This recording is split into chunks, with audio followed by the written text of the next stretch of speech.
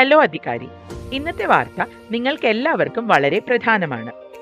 ചില അധികാരികൾ തങ്ങളുടെ പേഴ്സണൽ അല്ലെങ്കിൽ കടയുടെ UPI QR കോഡുകൾ ഉപഭോക്താക്കൾക്ക് പണം പിൻവലിക്കാനായി നൽകുന്നു എന്ന് ഞങ്ങൾ മനസ്സിലാക്കുന്നു. ഇത് അനധികൃതവും നിയമവിരുദ്ധവുമാണെന്ന് ദയവായി ഓർക്കുക. നിങ്ങൾക്ക് ആദായ നികുതി, GST എന്നിവയുടെ നോട്ടീസുകൾ കിട്ടാം. മാത്രമല്ല RBI ഇത് കർശനമായി നിരീക്ഷിക്കുന്നുണ്ട്. സാധുവായ 2 തരം ഇടപാടുകളേ ഉള്ളൂ. ആദ്യത്തേത് പിയർ ടു പിയർ, അതായത് P2P. UPI QR അല്ലെങ്കിൽ മൊബൈൽ നമ്പർ ഉപയോഗിച്ച് കുടുംബാംഗങ്ങൾക്കോ സുഹൃത്തുക്കൾക്കോ പണം അയക്കാം അല്ലെങ്കിൽ അവരിൽ നിന്ന് വാങ്ങാം. രണ്ടാമത്തേത് P2M, അതായത് പിയർ ടു മെർച്ചന്റ്. ഇത്തരം ഇടപാടുകളിൽ ഉപഭോക്താവ് സാധനങ്ങളോ സേവനങ്ങളോ വാങ്ങി നിങ്ങളുടെ മെർച്ചന്റ് QR കോഡ് വഴി പണം നൽകും.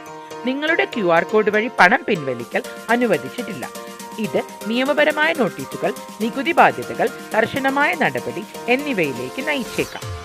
അതിനാൽ നിങ്ങളുടെ സ്പൈസ് മണി ബിസിനസ് സുരക്ഷിതവും നിയമങ്ങൾ പാലിക്കുന്നതുമാക്കി നിലനിർത്താൻ ദയവായി സാധുവായ P2P, P2M ഇടപാടുകൾ ചെയ്യൂ.